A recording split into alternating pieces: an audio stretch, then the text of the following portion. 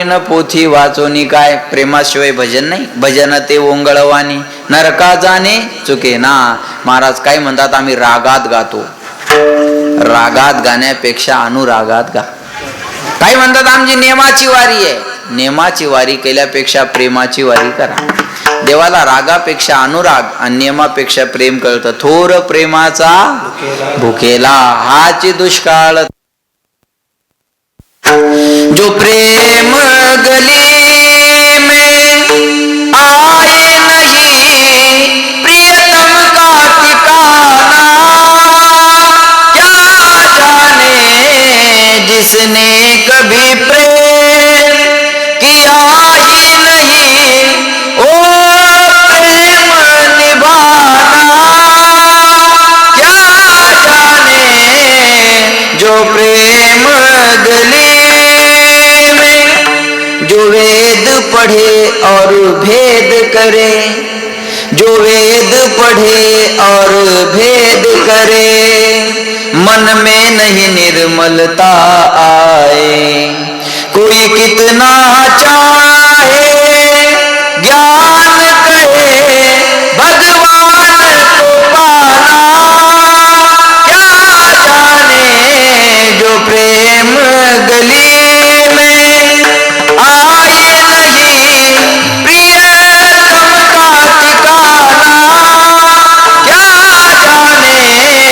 जिसने कभी प्रेम किया ही नहीं, वो प्रेम निभाना क्या जाने.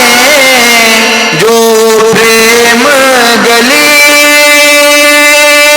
में. जो प्रेमाच्या नगरात आला नाही त्याला प्रेमाची किंमत कळणार नाही. नाम मुखाला यावं आणि त्याच्यात प्रेम निर्माण व्हावं. हे ज्या दिवशी घडेल त्या दिवशी काला आहे का नाही. म्हणून म्हणतात ना, अमृता उनी गोड नाम तुझे, पण मन माझे केशवा काबा नाही. आणि नाम मुखाला यावं आणि त्याच्यात प्रेम निर्माण व्हावं. हे ज्या दिवशी घडेल त्या दिवशी काला. आणि महाराज म्हणतात, तो काला करण्यासाठी आम्ही जन्माला येणार आहे. म्हणून उपजोनिया पुढती येऊ, काला खाऊ दही भात. का येऊ म्हणता महाराज, तुम्ही राहता तिथं काला नाही का. महाराज म्हणले नाही. वैकुंठी तो ऐसे नाची, वैकुंठी तो ऐसे नाची, वैकुंठी तो ऐसे नाची, वैकुंठी तो ऐसे नाची,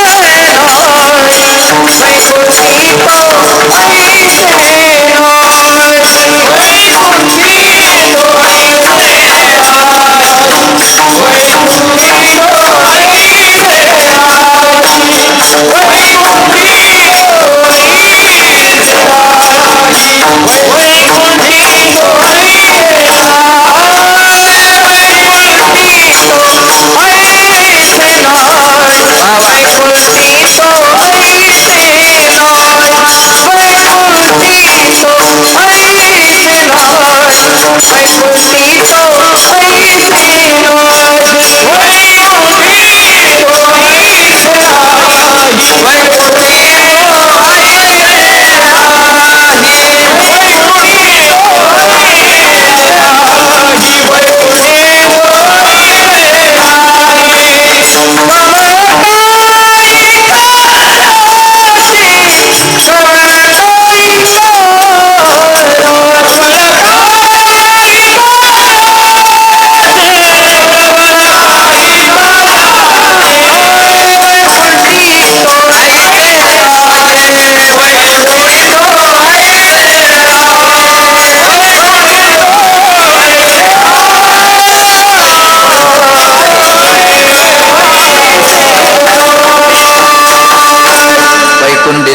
नाही. कवळ काही काल्याचे, काल्याचे कवळ वैकुंठामध्ये नाही. का नाही महाराज, कारण काला करण्यासाठी देव आणि भक्त लागतात आहे का. देव भक्त दोन्ही करीताती काला. महाराज म्हणतात काला करायला देव आणि भक्त लागतात. आणि वैकुंठात कोण राहत, बोला. वैकुंठात कोण राहत, देव. म्हणून माणूस मेला की काय लिहितात, कोणता वाशी, वैकुंठवासी. क्वार्टर पिऊन मेला तरी वैकुंठवासी, भजन करून मेला तरी मग टाळ वाजवायचा कशाला. मग दारू पिऊन जर वैकुंठातच जातो माणूस तर मग टाळ कशाला वाजवायचा आहे का नाही. महाराज म्हणले वैकुंठ वासिलिता, देव कुठं राहतो? वैकुंठात राहतो. पण महाराज देवाचा हल्ली मुक्काम आता बदलला.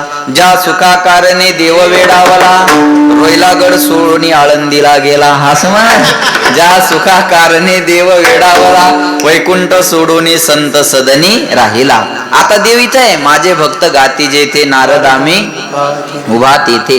मद भक्ता यत्र गायंती तत्र तिष्ठामि नारद. तेथे असे देव उभा, जैसी समचरणाची शोभा. भगवंत सध्या इथे आहे.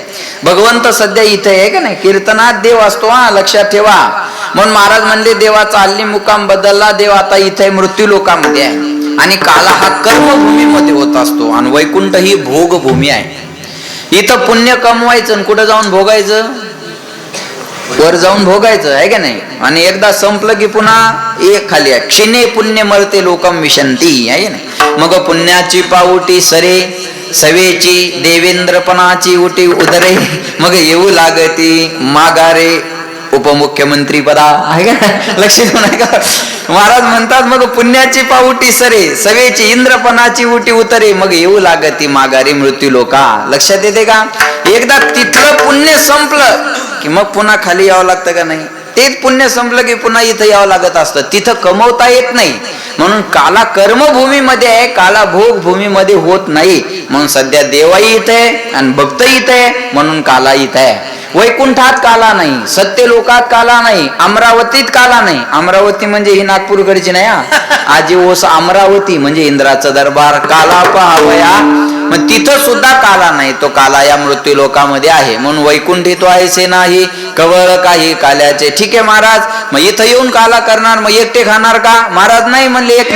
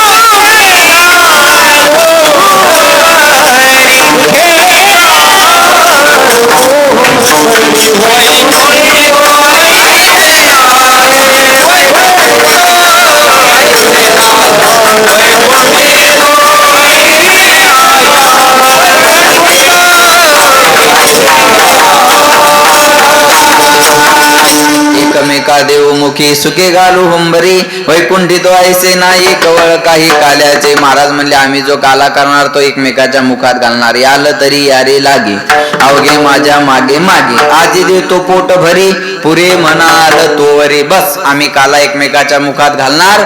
लक्ष देऊ नाही का बरं का. आणि महाराज म्हणले तो काला आम्ही कुठं करणार. तुका म्हणे वाळवंट बरवे नीट उत्तम, वैकुंठी तो ऐसे नाही, कवळ काही काल्याचे. विठोबार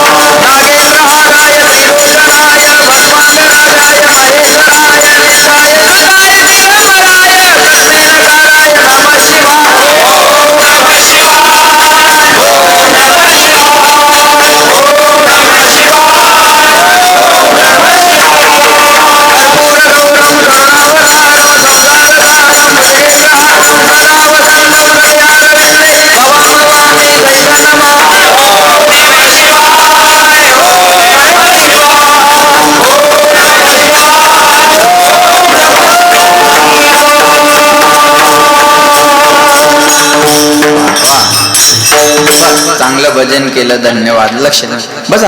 मला लावलं बस झालं. नवरदेव महत्वाचा आहे, वराड्याचं काय. लक्ष द्या का बघा. चांगलं भजन केलं, धन्यवाद. लक्ष द्या. यालाच खरं कीर्तन म्हणतात, याला खरा काला म्हणतात. हा, एवढं प्रेमानं भजन करणं यालाच खरा काला म्हणतात. बस, धावत्या वेगात अभंगाचा अर्थ मी तुमच्या समोर मांडण्याचा प्रयत्न केला. 25-30 मिनिटं माझ्या हातात आहे. तेवढ्या राहिलेल्या वेळात मी भगवंताचे चरित्र तुमच्या समोर मांडतो, कारण प्रामुख्यानं आज ते गरजेचं आहे. चरित्र ते उच्चारावे, आहे का नाही. केले देवे गोकुळी, भगवान श्रीकृष्णानं गोकुळात जे चरित्र केलं ते चरित्राचा आपल्याला उच्चार करायचा. थोडं लक्ष देऊन ऐका. मथुरेचा राजा आहे कंस, त्या कंसाची चुलत बहिणी देवकी. ती देवकी उपवर झाली आणि कंसानं आपल्या बहिणीचा विवाह करायचं ठरवलं. कुणाला द्यावी आपली बहीण? मग त्यांचेच बालपणचे मित्र होते वसुदेव, त्या वसुदेवासोबत देवकीचा विवाह करायचं ठरवलं आणि थाटामाटामध्ये दोघांचा विवाह सोहळा पार पडला. आणि दुसऱ्या दिवशी गावातून आनंदानं वरात निघाली. वरात कळते ना सर्वांना? वरात कळते ना? तेवढंच कळतं म्हणावं, बाकीचं काही कळत नाही. गावातून वरात निघाली आणि ऐन गावाच्या मधोमध वरात आली आणि त्या वरातीमध्ये एक विरजन पडला. आकाशवाणी झाली, हे मूर्ख कंसाच्या बहिणीची तू एवढ्या आनंदानं वरात काढत आहे, हिच्या पोटी येणारा 8वा मुलगा तुझा वध करणार आहे. आकाशाची वाणी सांगत असे कंसा, माने हा भरवसा बोलण्याचा. आकाशवाणीनं सांगितलं, कंसा तो मायावर भरोसा नाही का? माने हा भरवसा बोलण्याचा, माझ्यावर विश्वास ठेव. हिच्या पोटी येणारा 8वा मुलगा तुझा वध करणार आहे. हिच्या पोटी येणारा 8वा जर मला मारणार असेल तर हिला जिवंत कशासाठी सोडायचं? माणसं माणसावर प्रेम करतात, पण कुठपर्यंत? स्वतःला त्रास होणार नाही तोपर्यंत. त्रास झाला की प्रेम राहत नाही. त्रास झाला की प्रेम राहत नाही. ठेवू द्या ना कुठेतरी, ठेवा तिथे, ठेवा तिथे, ठेवा ते ठेवा तिथे, आपण नंतर घेऊ त्या. त्रास झाला की प्रेम राहत नाही. बघा, त्रास झाला की प्रेम राहत नाही. त्यालाच आणायला पाठवलं, बरोबर आहे. आणि आता कुठं ठेवू याचा त्रास व्हायला काय? इथल्या इथं उदाहरण घ्या महाराज. लय लांब जाण्याची गरज आहे का? अजिबात नाही. विठाला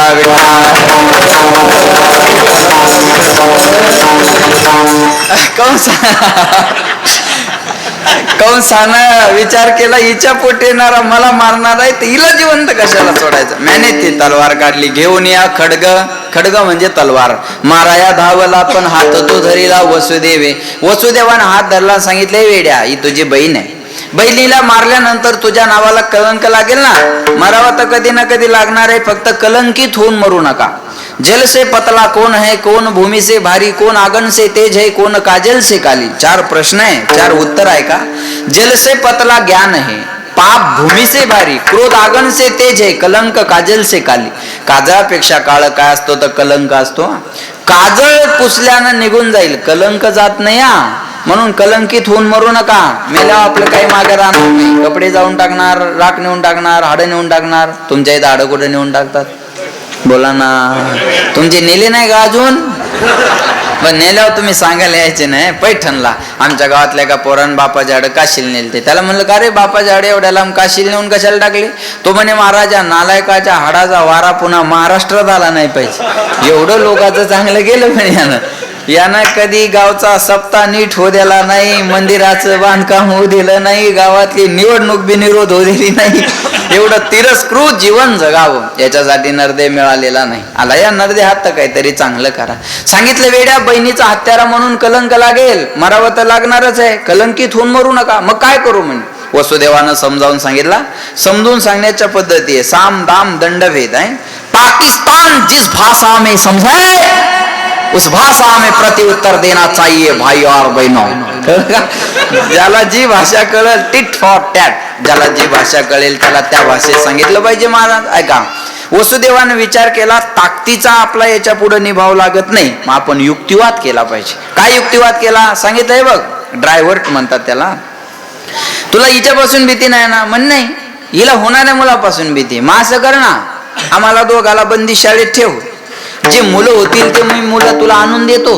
बहिणीचा जीव वाचेल, शत्रू संपून जाईल, अन्नावाला कलंकही लागणार नाही. कंसाला ही गोष्ट पटली आणि दोघाला बंदीशाळेत ठेवलं. ऐका, पहिला मुलगा झाला वसुदेवान, तो मुलगा कंसाकडे घेऊन आले. कंसानं त्या निरागस मुलाकडे पाहिलं, दया आली. अरे मला 8वा मारणार आहे ना, त्या पहिल्याला मारून काय करायचं, परत घेऊन जायला सांगितलं. पण नारदाला ही गोष्ट कळाली. नारद म्हणले, हा असाच पुण्य करायला लागला तर याच्या पापाचा घडा भरणार नाही, आणि याच्या पापाचा घडा भरला नाही तर भगवंत अवतार घेणार नाही. नारद लगेच हजर. नारद म्हणले, वेड्या, कोणताही पहिला होऊ शकतो आणि कोणताही 8वा होऊ शकतो, कोणी बी कोणीकडे जाऊ शकतो आणि कोणी बी मुख्यमंत्री होऊ शकतो, असं भ्रमात राहू नको तू. लक्षात झालं का? असं भ्रमात राहू नको. महाराज पुण्य सारावया बेटे देव ऋषी, कधी बाळकाशी ठेवू नको. मुलाला घेऊन यायला सांगितलं, घरघर फिरवलं, शेळीवर आपटलं, मारून टाकलं. असं 1 2 3 नाही. होताची प्रसूत नेवोनिया देत, साही मारित दुराचारी, 6 मुलं दुराचारी कंसानं मारले. 7वा गर्भ योग मायेनं रोहिणी मातेच्या उदरात नेऊन घातला. आता 8वा जन्माला येणार. देवकीचे तेज दिशे जैसा सूर्य, कंसाचे हृदय जळत असे. आता देवकी मातेचे तेज एखाद्या सूर्याप्रमाणे दिसत होतं. लख प्रकाश बंदीशाळेमध्ये पडला. लख पडला प्रकाश बंदीशाळेमध्ये. बंदीशाळेत लख प्रकाश पडला आणि 8 वर्षाची चतुर्भुज मूर्ती देवकी वसुदेव यांच्या समोर उभी राहिली. देवकी वसुदेवानं सांगितलं, देवा तुम्ही लहान होऊन जन्माला यावं म्हणून आम्ही तप केलं. तुम्ही 8 वर्षाचे झाल्यावर तुम्हाला आमचं पोरगं कोण म्हणेल? भगवंत म्हणले, मी लहान होणार आहे, पण त्या अगोदर मला तुम्हाला काहीतरी सांगायचंय. बाबा माझा जन्म झाल्यावर मला इथं ठेवायचं नाही. मला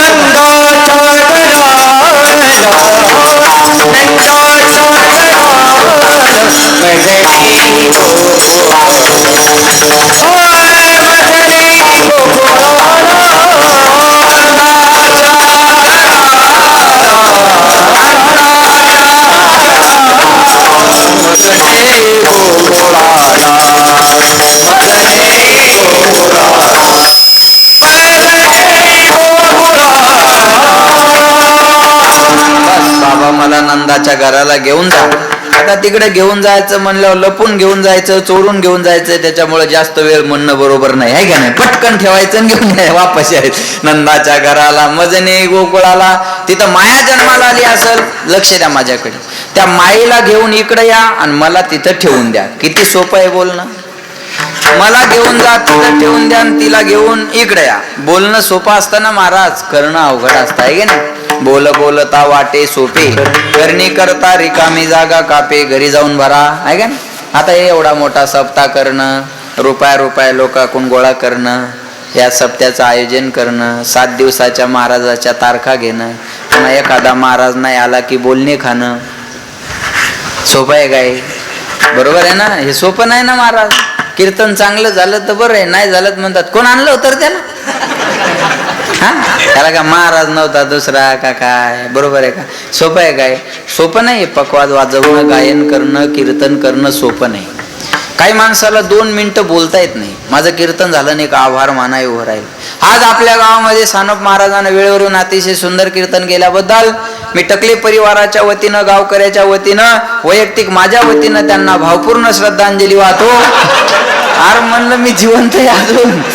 2 मिनिटं बोलता येत नाही. एक माझं कीर्तन झाल्यावर एकान माईक घेतला, हॅलो, अजिबात गडबड गोंधळ करायचा नाही. त्याच्या भाषेत सांग, अजिबात गडबड गोंधळ करायचा नाही. महाराज इथंच थांबणार आहे. गडबड गोंधळ न करता इकडून बाया दर्शन घेतील आणि इकडून महिला दर्शन घेतील. ज्याला कळलं त्याला धन्यवाद, बाकी त्याने परसा द्या. सोपं आहे का? आता बाया महिला का वेगळ्या झाल्या?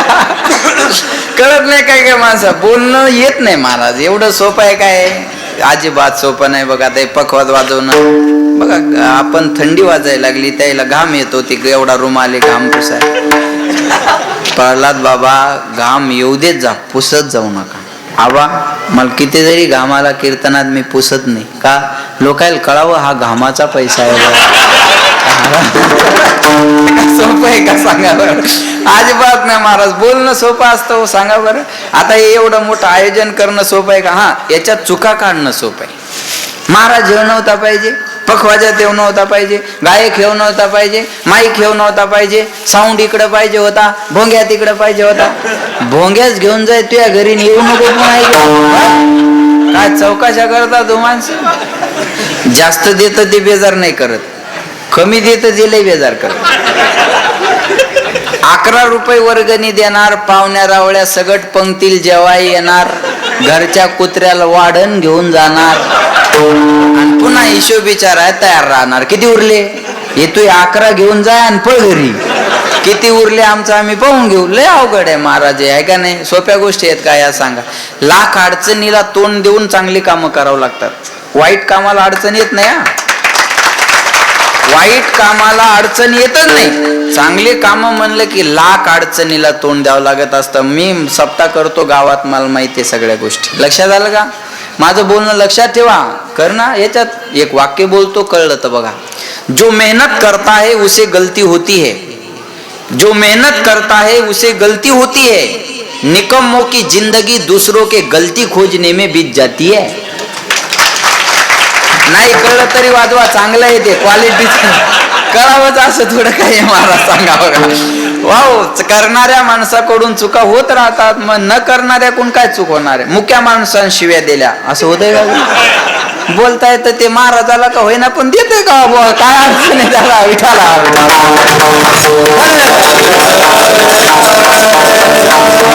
वसुदेवानं सांगितलं, हातापायात बेड्या, दाराला कुलप, तुम्हाला नेणं सोपं आहे का? भगवंत म्हणले त्याची चिंता तुम्ही करू नका, मी आल्यावर सर्व व्यवस्थित होईल. भगवंताने गर्भामध्ये प्रवेश केला आणि ऐका, भगवंताचं प्रागट्य होण्याच्या अगोदर स्वर्गातले सर्व देव एकत्रित आले आणि देवाचं स्वागत करतात पुष्पवृष्टी करून. आपल्याला सुद्धा देवाचं स्वागत करायचं. सर्वांनी टाळी वाजवून म्हणायचंय हा. स्वागतम कृष्णा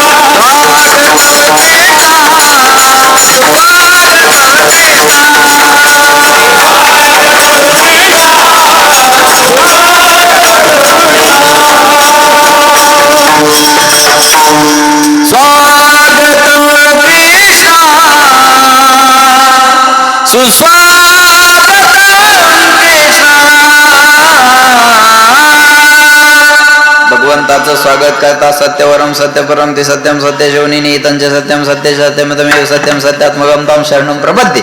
सत्य सत्य म्हणून भगवंताची गर्भस्तुती करतात. ऐका, आणि तो दिवस देवकी वसुदेव यांच्या जीवनात येतो. श्रावण महिना, रोहिणी नक्षत्र, अष्टमी तिथी, बुधवारचा दिवस. आणि रात्री 12च्या टायमाला भगवंताचं प्रागट्य झालं. उचलीला कमळापती, पायीची बंधने आपोआप हातापायातल्या बेड्या तुटल्या. म्हणती असे रक्षपाळ, तेम्या मोहिले सकळ. द्वारपाळ झोपी गेले, कुलप आपोआप उघडले. त्याचं सुंदर एका भजनात वर्णन करतात. खुल गए सारे ताले, वाह क्या बात हो गई, जब से जन्मे कन्हैया करामात हो गई, जब से जन्मे कन्हैया करामात हो गई. तुम्ही चालीकडे जाऊ नका, तूने काजल लगाया दिन में रातो. त्याला गाण्याचा ढंग आहे, शब्दाकडे लक्ष द्या बरं का. खुल गए ताले सोयते रखवाले, म्हणती असे रक्षपाळ, तेम्या मोहिले सकळ. ते हिंदीत सांगितला. खुल गए ताले सोयते रखवाले, ते हाथों में बरछियां भाले, वो दिल के काले पड़े थे पाले, वो काल के हवाले होने वाले. वासुदेव ने शाम को उठाया था टोकरी में घनश्याम को लिटाया था। बादल छाए उमड़ाए बरसात हो गई रे, जब से जन्मे कन्हैया करामात हो गई। था बंदी खाना जन्म लिए कान्हा, था पर का जमाना पुराना, वो ताले लगाना वो पहरे लगाना, वो कंस का जुल्म ढाना।